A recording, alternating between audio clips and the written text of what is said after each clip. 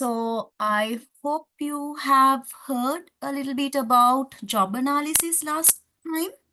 Is it? If you all can answer questions, it'll be easy for me to do the lesson, and at the same time, it'll be easy for you to grasp the concepts as well. So what have you all heard about job analysis? To start the recruitment process, now since you all have learned about job analysis, just tell me what things that you all have learned about job analysis.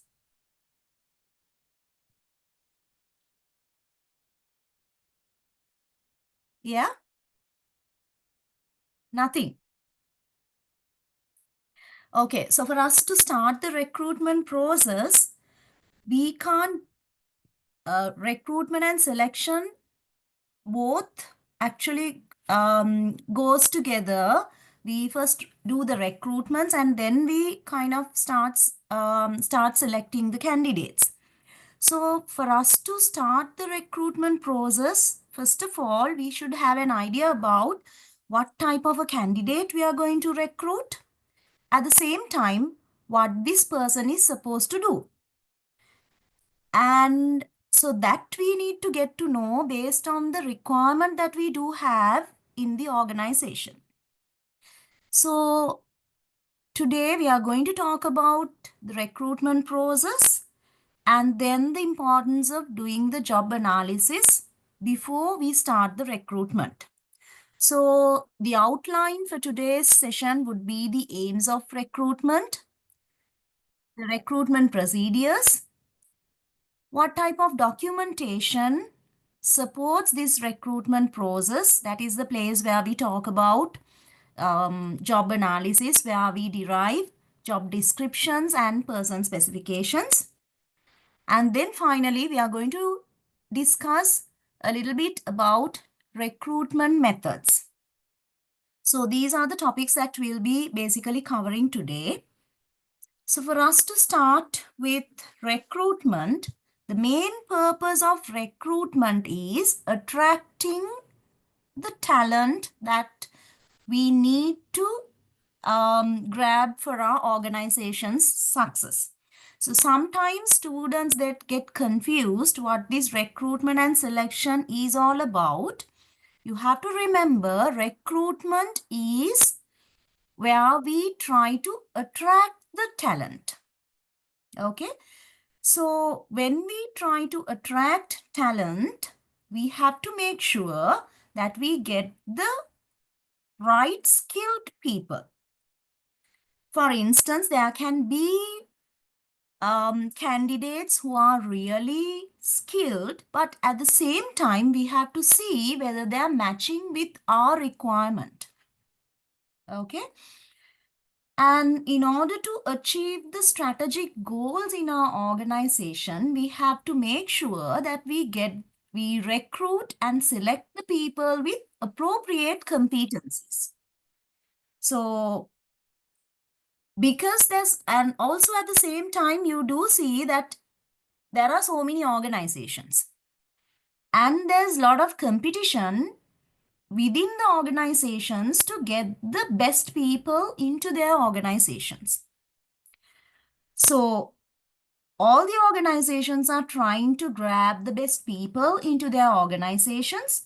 So you have to make sure as an organization, you get the right people in at the right time and the right number of people into your organization as well. So when it comes to the recruitment activities, we have to make sure that we kind of have certain aims of recruitment. Basically, the main aims would be we have to attract a pool of suitable candidates for the vacant position. Okay, for instance, if we have a vacancy for a marketing manager, we need to grab people who are interested, qualified, and suitable for that marketing position.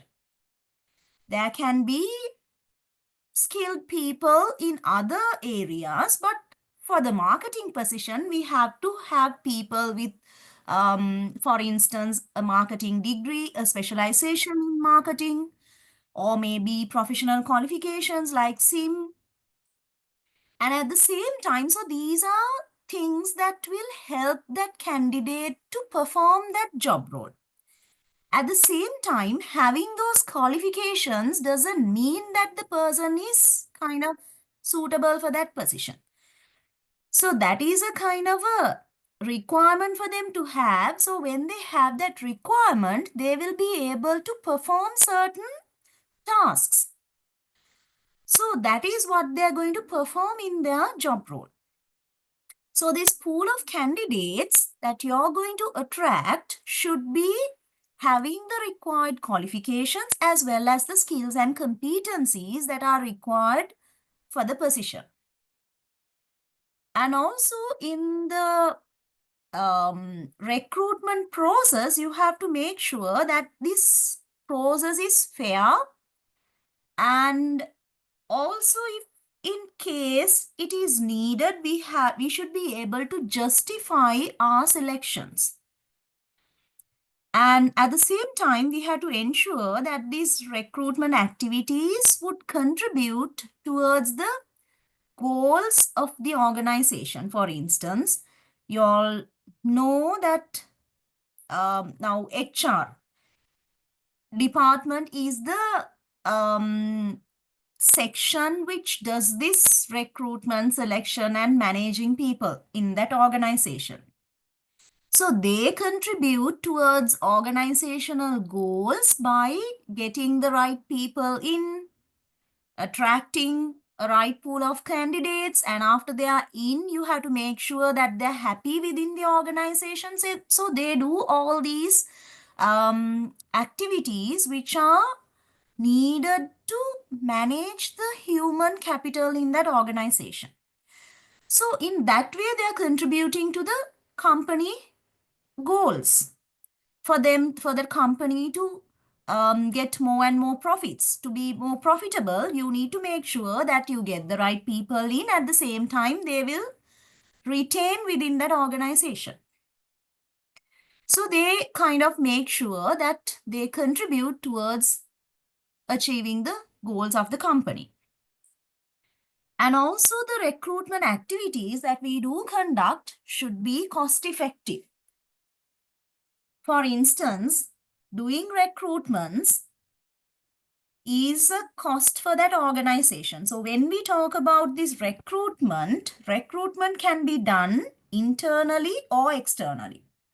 Internally means you're giving the opportunity to an existing employee to go for that position that is vacant. External recruitment is you're getting people from outside the organization. So I hope that is clear for everyone. While I'm explaining, if you feel that there's something which is difficult to understand, or if there are any questions, please feel free to stop me and ask questions. I hope what I discussed so far is clear for you all. Any questions or any clarifications? No, ma'am. Clear. Okay, thank you very much. So as I told you earlier, recruitment can happen internally or externally. So I told you that this recruitment should be cost effective. So we'll see what are the advantages and disadvantages of internal and external recruitment. Both the methods has its own advantages and disadvantages. For instance, if you take internal recruitment, that is, we are getting a person who is already employed in that organization to apply for another position in the same organization. We say that it's cheaper and quicker because the candidate is already in. If you're getting the person from outside, now to attract the candidates, it won't just happen. No, you need to advertise. What are the methods that we can advertise for a position? the most common methods that we do see is you see an advertisement published either online, or those days we used to even get newspapers to get these advertisements. Other than these, we can even see the advertisements in their websites, in university boards. They advertise these positions. So likewise, there are many places where we can advertise job positions. So for instance, if you're putting an advertisement online, it's a cost for that organization. And at the same time, the moment you put the advertisement, you will not be able to get the candidates in. There's a process that you need to go through. You need to give a little bit of time for them to apply for the positions. So normally we see at least 7 days or 14 days will be given for the candidates to apply for the position. And at the same time, as soon as you kind of assume that you have a deadline for that particular position within 7 days of time. So within that 7 days of time, the CVs that you have collected, you're going to shortlist.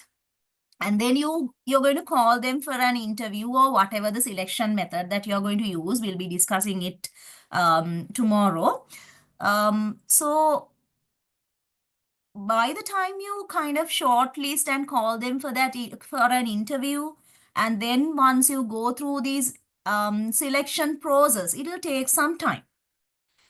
And even after selecting the person, when you're going to give the opportunity to that person, maybe the person is already have commitments with their work places. So they may say, okay, I need to give 1 month notice, 3 months notice. So likewise, that's why it's not that quicker to get a person from outside. Whereas the internal candidates are already in. So in terms of even the recruitment, you can even circulate an email internally so that the interested employees can send their CVs. So that depends on the process that they do have within that organization. Sometimes they send an email saying that whoever who is interested in this position can apply, or some organizations they advertise it, and then they get the internal candidates also to apply for the same advertisement that they advertise. So that depends on the policies and the procedures that the organizations are having. So anyway, I hope you understand why it's cheaper and quick to get internal candidates.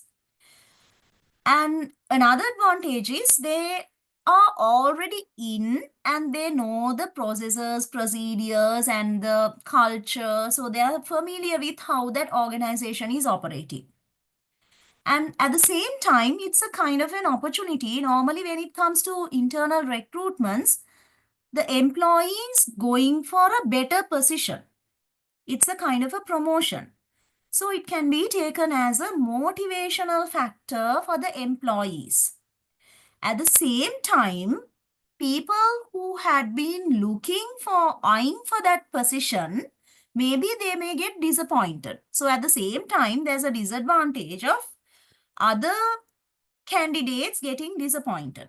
So that's why it's a kind of, in one way, it's an advantage. On the other side, you can see a disadvantage as well. And also you know the strengths, weaknesses of the person, because the person had been already working in that organization. If you take the disadvantages in addition to this demotivation factor, which I mentioned just now, you won't get much candidates when you try to grab someone internally. Because when you advertise it externally, you get lot more candidates applying for that position. For instance, you go for a shop to buy a dress. The more the number of dresses that you have in that shop, your choices are more. But if you have limited number of clothes, you don't have much choices. So the same way, if you have limited number of candidates, for that position, you don't have much of a choice where you can filter based on so many criterias. But when you advertise externally, more and more people are applying for that position. So you have a better choice in getting a person in. Also, people from outside may have, they have exposed, they may have exposure to different systems, different methods of using different systems, procedures, so you can get new ideas into your organization. And at the same time, even though you think that it's cheaper, quick to replace someone within, sometimes you might be able to manage that person's workload, but most of the time it creates another vacancy in that organization when you replace that person with a for another position. So these are some of the advantages and disadvantages of internal recruitment. Now we'll move on to external recruitment.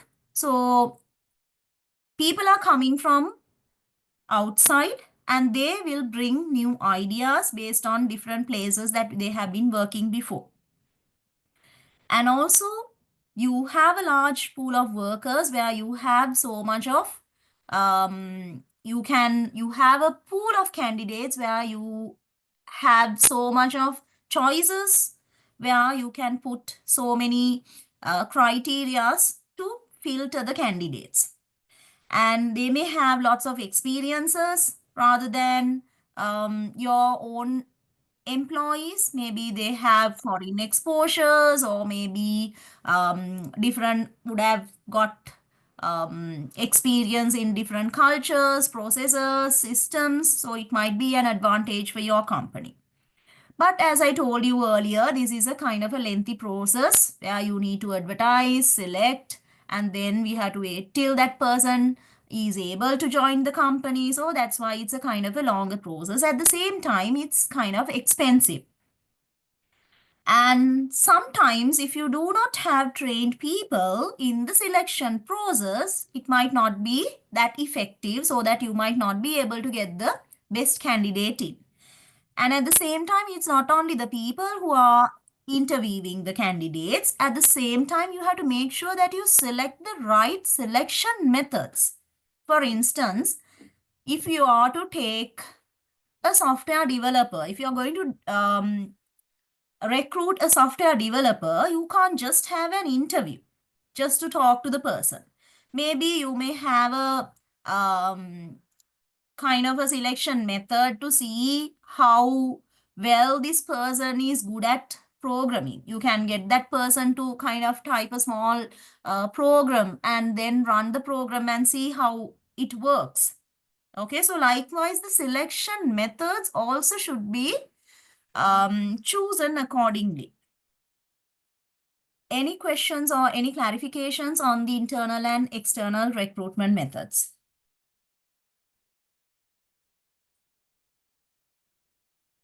Yeah.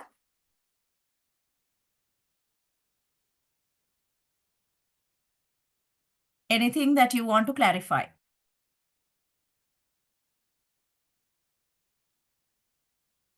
Is everything clear? Okay, thank you.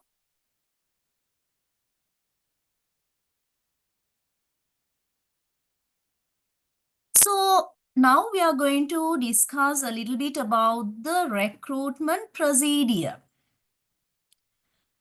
So when I talk about the recruitment procedure, you need to also make sure when you try to grab the candidates in, you have to think of the legal aspects, that is complying with laws and regulations. Now, sometimes we do see in advertisements, they mention, okay, the candidate is having a work permit to work in that particular country, or certain criterias that are required for them to work in that country.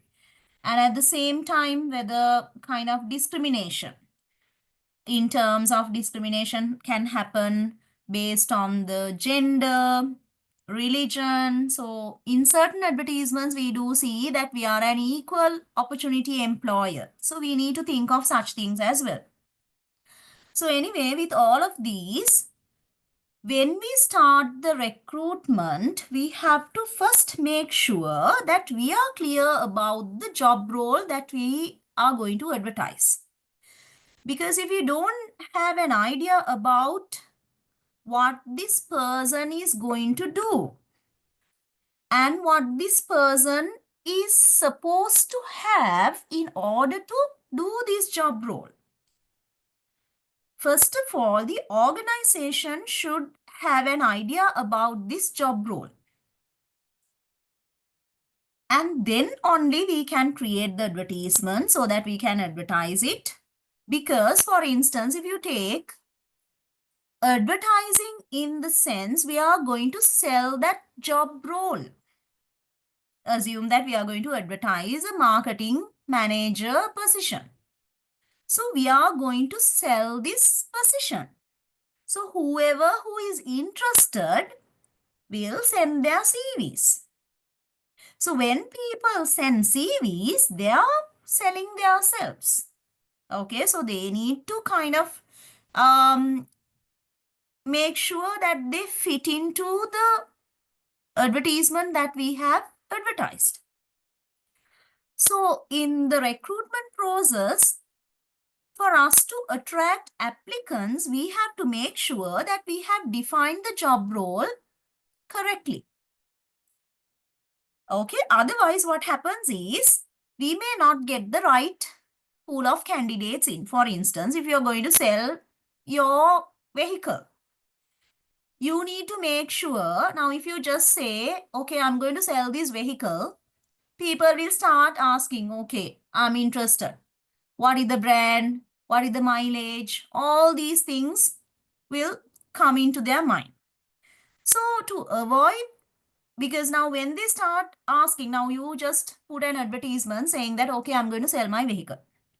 And then you put the phone number or a contact email address or something. So the people will start questioning, okay, what is this vehicle about? Details, more details, please. So it's a kind of a hassle. Because you need to keep on telling, okay, this is it, this is that, this is the price, this is what the condition of this vehicle and all. So you will not be able to get the kind of people who are really interested in your product. So the same way, when you advertise a position also, if you just say a marketing manager, people will just send their CVs because they have no clue as to what your expectation is.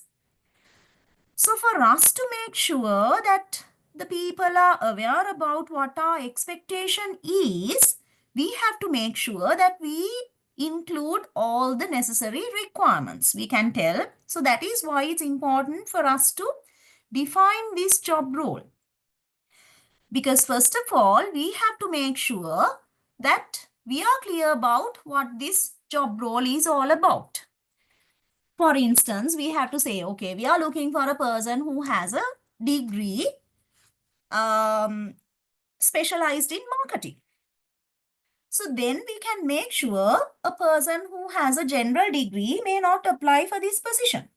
Because otherwise, it's just a waste of time for that applicant as well as for us. Okay, so you have to make sure that we define the job role. You have to tell now, okay, marketing degree.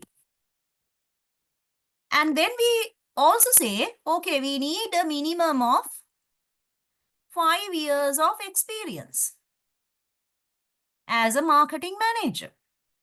Okay, so likewise, we tell all our requirements so that only the people who are having all the requirements are matching will apply for this particular position. And then once you get all these CVs into your hand, you can manage the application and the selection process. So this part we'll be discussing under selection methods. And then once you select the most suitable candidate, you can make sure that you make the appointment. So as I told you, for us to define this job role, you have to make sure that we talk about this job analysis. And I got to know that you have learned about this a little bit in one of your previous sessions. So when we talk about job descriptions and person specification, so from the name itself, job description is what we expect that person to perform. What tasks, responsibilities, okay, that person is going to perform in that particular job role. So for them to perform these tasks and responsibilities, what type of skills, competencies, experiences that they should have, we are discussing under person specifications. So it is essential to produce and maintain these two documents so that you have a clear idea as to what this job role is all about. Okay. So for us to get an idea about what these tasks, responsibilities, skills, competencies, all these things, we need information about that particular job role and what criteria we are going to use to assess these candidates. So this process is known as job analysis. Okay, so job analysis is the process where we collect information about these designated positions and we derive these two, the job description and the job specification. So job description and job specification are two documents that we derive from the job analysis. And then we use this to create our advertisement so that we can make sure that we get the right people attracted to the position. Okay. So just job analysis is a process of gathering information about a particular job. It's an existing job.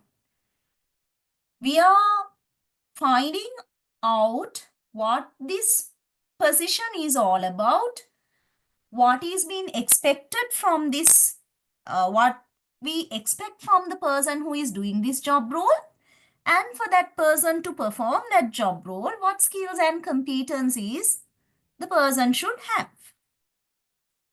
Okay. So when we talk about job analysis, we need to make sure that we are clear about the position. Okay. We have to have an idea about the position, what duties and responsibilities that the person should perform, the tasks that they have to do, the activities. Okay, so we have to be clear about all these things. So when we do the job analysis, these should be considered. What techniques can be used to gather information? How are we going to gather information about this position? Okay, how? How are we going to get to know about what our marketing manager, the previous marketing manager, had been doing? Who can best gather and provide information? What techniques we can use and from whom we can get this information? Who is going to write this job description and specification? Okay. So in terms of talking about gathering information, these are some of the ways that you can gather information about the position. Either you go and perform the job, which is kind of not that practical. So when you perform the job role, you can get to know, okay, what this person is supposed to do. If the existing employee is still in the organization, if the person has not resigned, if that person is there, you can go and observe that employee and see what that person is doing. Okay.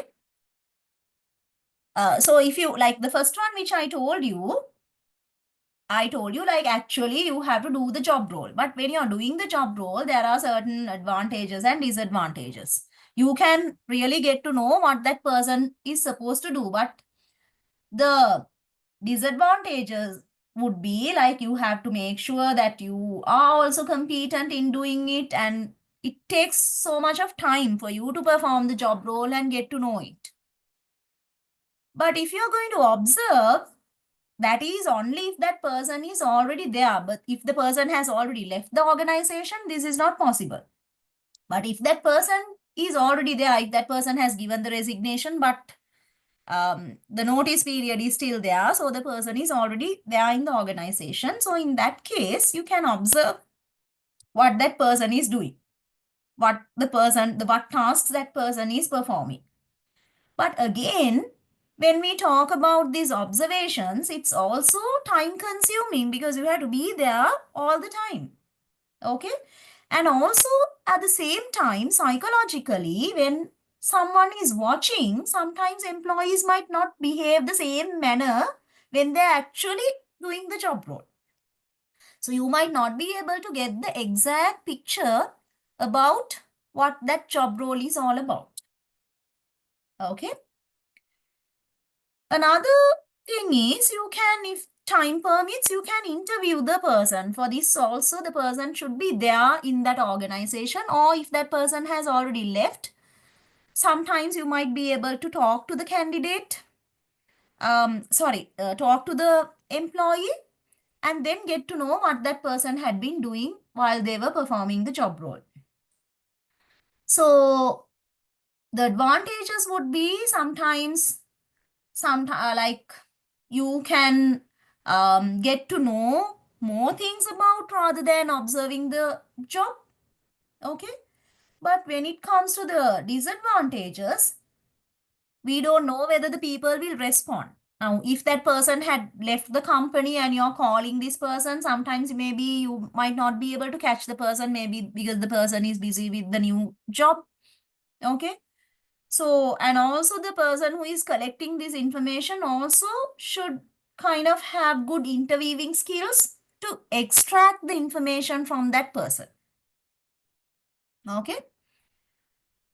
And the next method, this critical incident analysis, is the job holder and maybe the supervisor or the line manager describes the event that demonstrates certain successful and unsuccessful behaviors in that particular job role.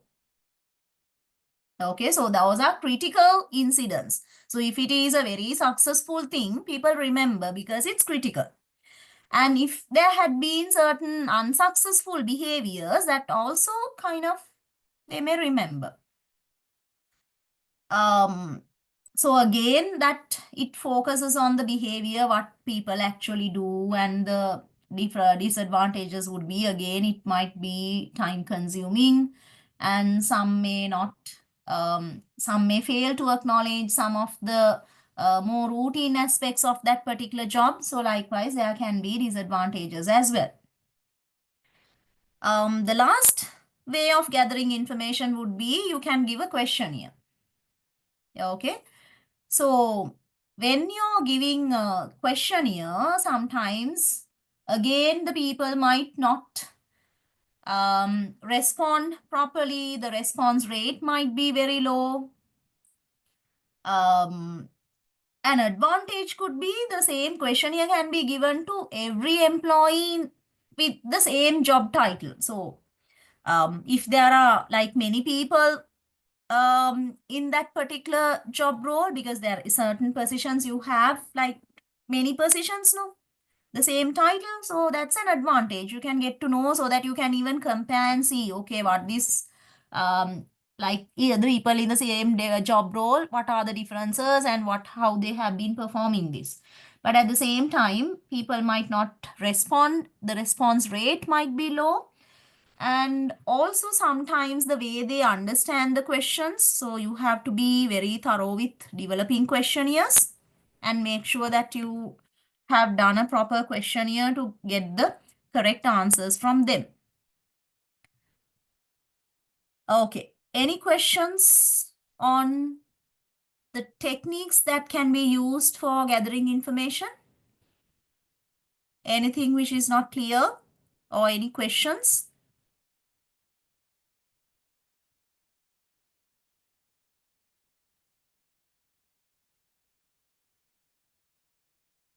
Okay, if you have responded in the chat, thank you.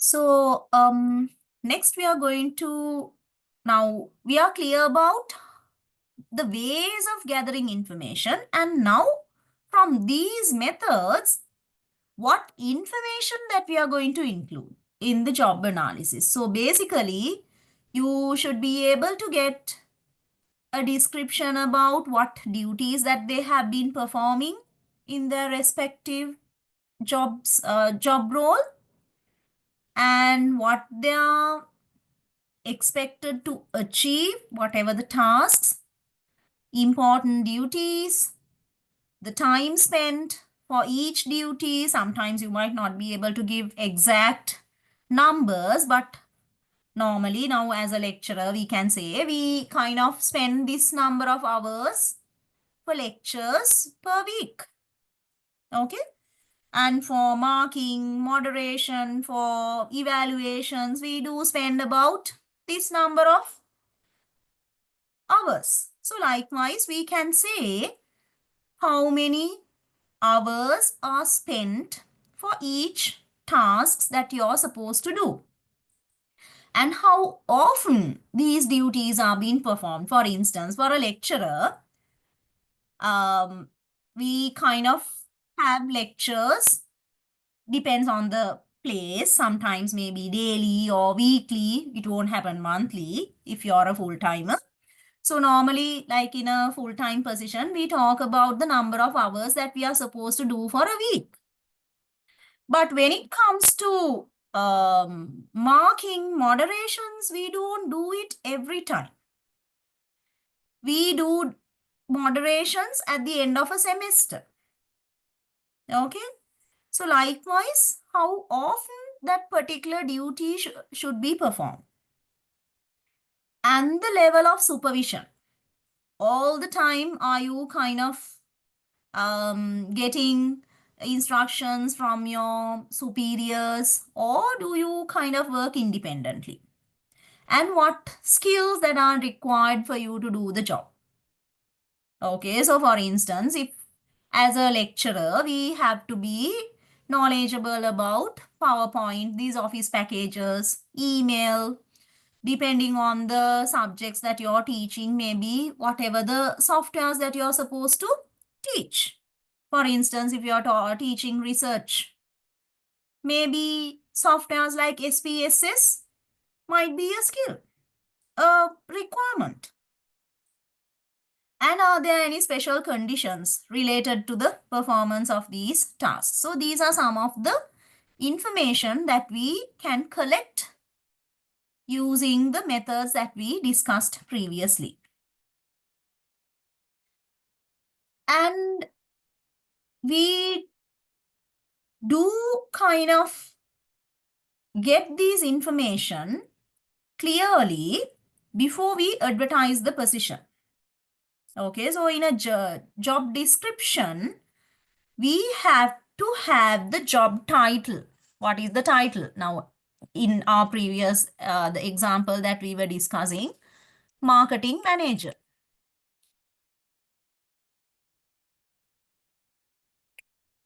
Okay, and the duties, doing all the marketing related stuff. Reporting structure, to whom are you reporting? Maybe director of marketing.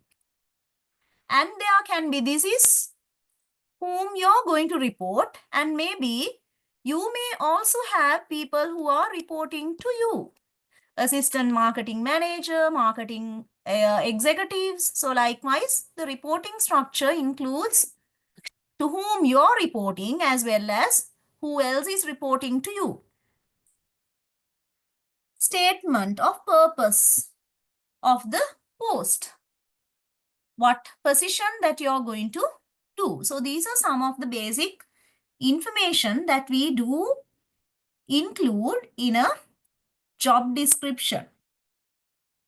So basically by doing, getting to know the job description, we can plan the human resource. Human resource planning can be done properly because you're aware about what this job role, what that person should do. Okay, so maybe depending on the depth of the work, maybe you can even think, okay, we need 2 people for this position. One would not be adequate because of the workload. So another use of the job description is recruitment and selection of qualified people, because you have a clear idea about what that person is supposed to do. And you can orient new employees for that particular job.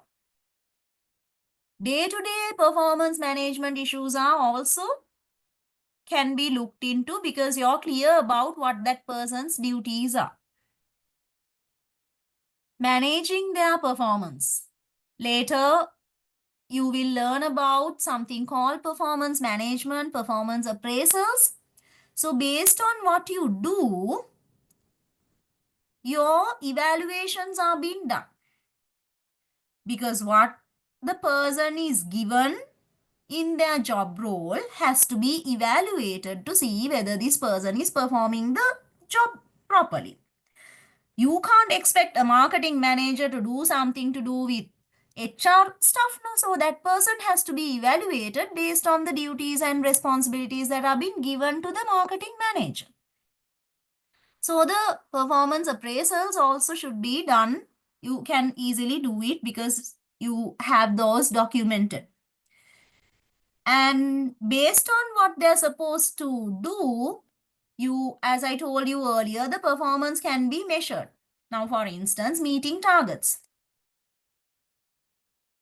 Okay. If that person is supposed to meet, we'll say 100 sales per month. If this is not being achieved, that means the performance is less. In that case, now this is a criteria that we are going to use to measure the performance of that particular person. So then if the performance is low, we can think of, okay, there's a gap between what is our expectation and what this person had been performing. So you can identify whatever the training needs, that is based on the evaluation of what they do. Any questions or any clarifications on this?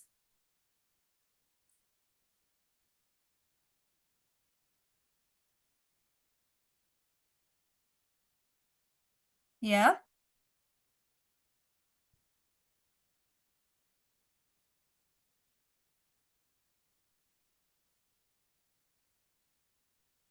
No, ma'am, clear.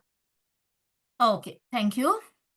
So next we are going to move on to job specifications. So I told you earlier, when we are doing job analysis, we derive 2 things. Is job description and job specification. Both are required for us to put the advertisement. So when we talk about job specifications, knowledge, skills, and the personal attributes or what qualities that they do have should be known. For instance, when we advertise, we say, okay, a degree in that particular area is essential. So this is another important thing. In certain advertisements, you see there are essential criteria and desirable criteria. It's a must to have a degree, but having a professional membership is desirable. Okay. So when the person applies for this particular position, if the person doesn't have a degree, you shouldn't apply for that position because it's an essential criteria. You will not even get shortlisted if you don't have a degree. But you have a degree, but no professional qualification or professional membership, which is desirable. So in the shortlisting process, there's a chance for you to get shortlisted. But if there are more candidates who are having the essential and desirable criterias both, then sometimes if you don't have a membership of a professional body, you may not get even shortlisted. So that is based on the pool of candidates who have applied for that particular position and based on what qualifications and experiences they are having. Okay, because we are not going to call everyone for an interview or we are not going to shortlist everyone. So basically these are a must, but having these would be a plus. But as I told you earlier, but if there are more candidates who are having the essential and desirable both, the priority will be given to the people who are having essential and desirable both, but not the people who are having only the essential criteria. Now we are going to talk about, now when we talk about this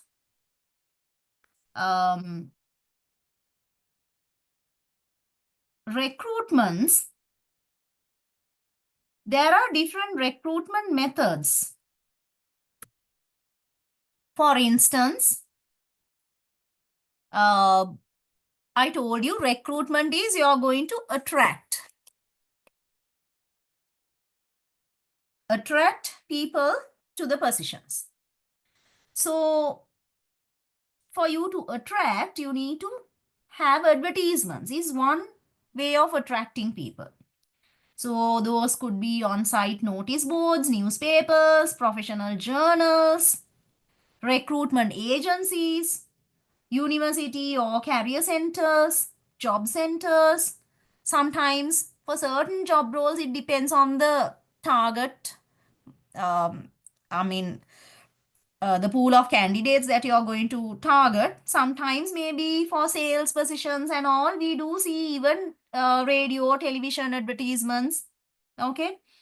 And mostly nowadays, we do see internet websites, recruitment fairs, exhibitions are there.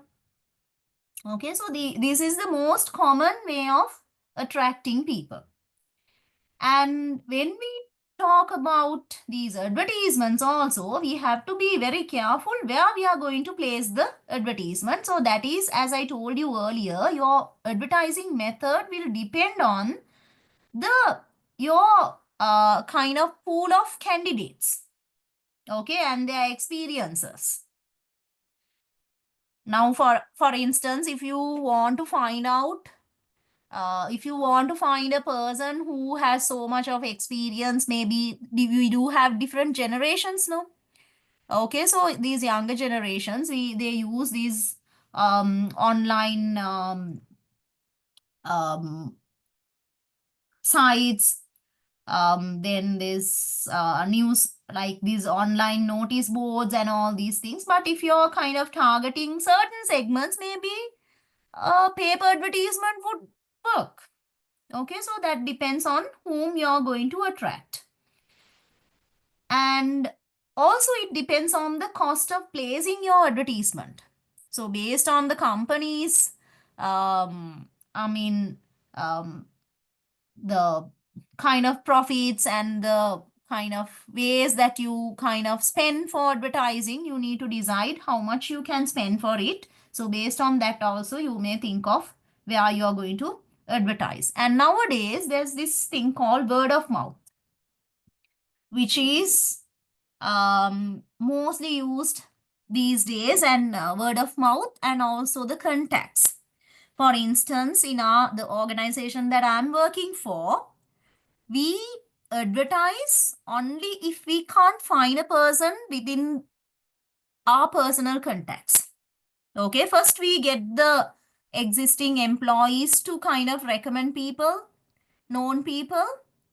Okay, so still we can't find someone, we do advertise. Okay, so likewise, word of mouth, I hope for marketing also you would have learned these things. It's a better marketing, do a way of marketing.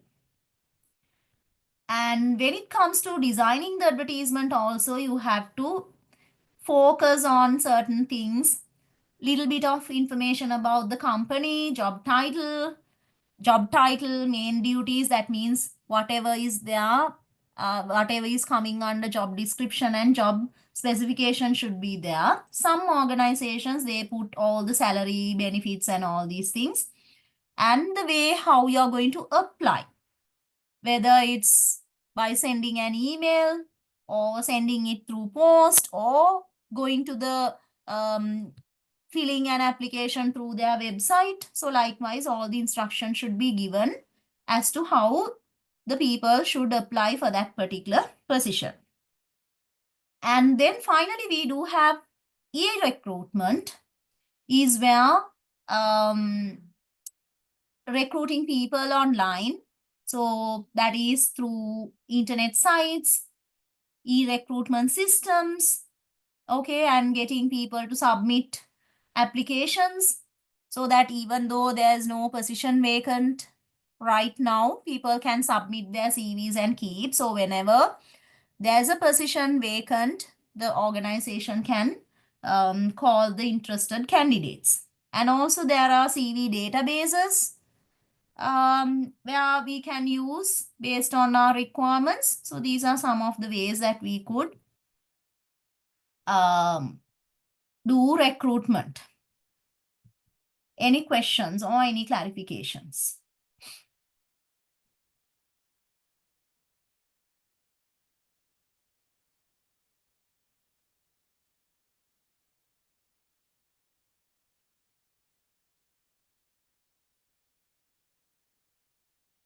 Anything you want to clarify?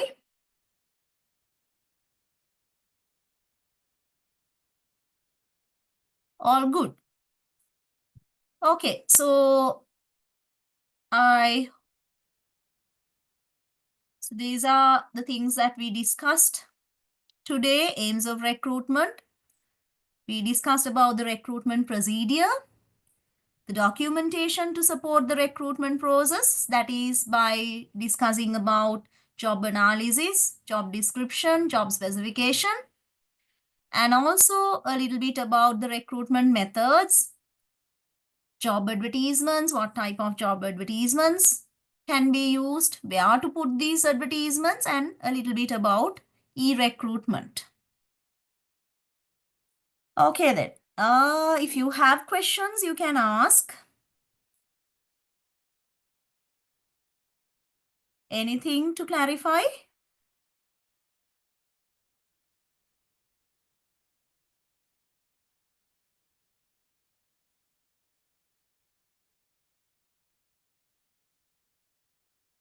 Okay then.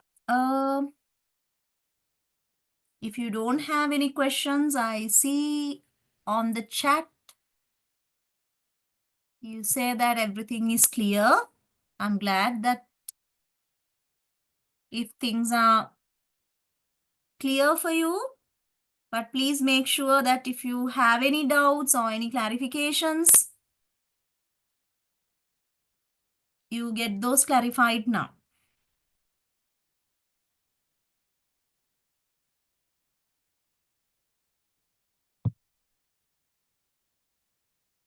Okay then. Thank you very much. Have a good day. Thank you very much, Mahima. Thank you very much for your time today. Thank you, Mr. Hazir.